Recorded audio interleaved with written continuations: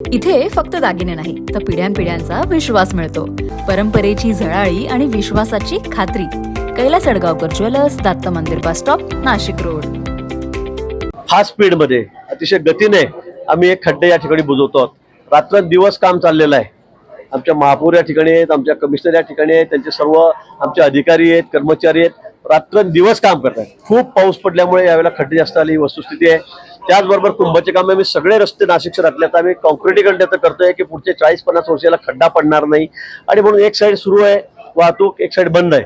आणि बंदकडे सगळी up and डाऊनची दोन्ही वाहतूक सुरू असल्यामुळे पाऊस खूप असल्यामुळे खड्डे पडलेले होते, हे खरं आहे. पण आता ते खड्डे जवळपास आम्ही 80% वर हे बुजवलेले आहेत. येत्या 4-5 दिवसामध्ये खड्डेमुक्त नाशिक आम्ही त्या ठिकाणी करू. पण खऱ्या अर्थाने जेव्हा सगळं काम पूर्ण होईल त्यावेळेलाच नाशिक शहराचा खरंच चेहरा मोहरा बदलणार आहे. आम्ही अंतर्गत जे रस्ते आहेत कॉलन्यामधले त्याच्यासाठी सुद्धा मुख्यमंत्री महोदयांकडून आता पैसे मंजूर करून घेतलेले आहेत. ते सुद्धा आम्ही आता तात्काळ करायला हाती घेणार आहोत.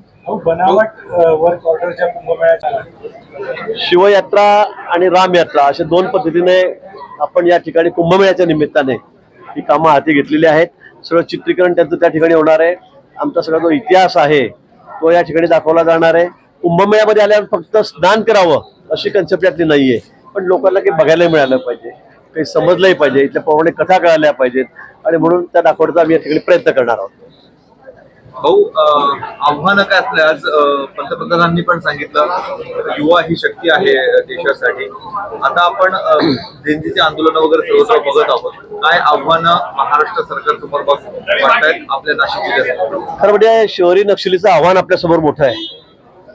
आज आपण जे बघतोय ते लेफ्टिस्टच्या माध्यमातून, नक्षलीच्या माध्यमातून त्या देशाला खरं म्हणजे कसा धोका पोहोचेल असा प्रयत्न काही शक्ती या ठिकाणी करतायत.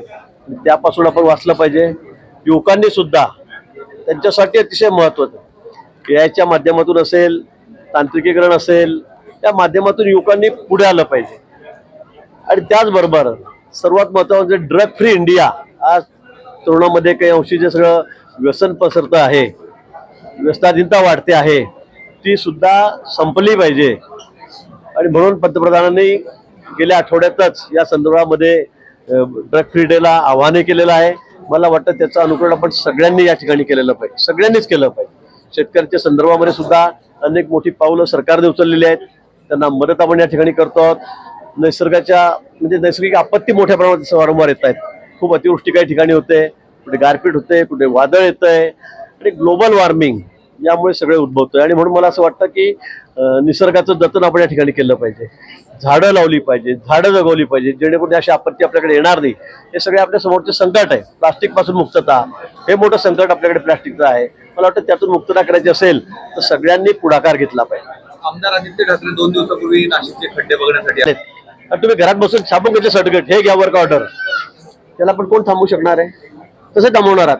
जो घेणार आहे हे त्यालाही कळायला पाहिजे की मी टेंडर न भरता 100 कोटीचं काम कसं काय भेटतंय मला. मी EMI भरत नाही ₹1 आणि मला वर्क ऑर्डर भेटते. म्हणजे हे मला वाटतं दोन्ही त्याच्यामध्ये दोषी आहेत. असंही करून आपण आपली फसवणूक कसं काय करू शकतो?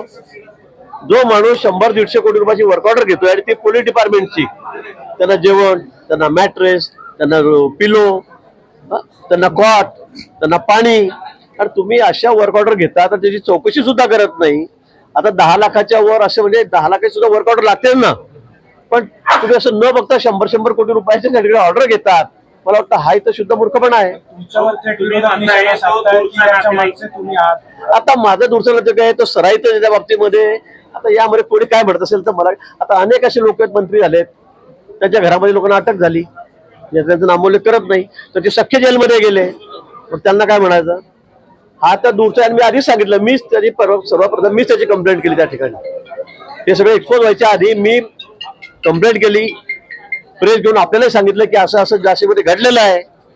आता याच्यात तुझा माझा काय गुन्हा मला समजत नाही, पण आता या विरोधकांना विरोध करायचा आहे, त्यांना गदारोळ करायचा आहे, आणि म्हणून मग त्या अशा गोष्टी करत असतात. NC न्यूज साठी रोहन नाशिक.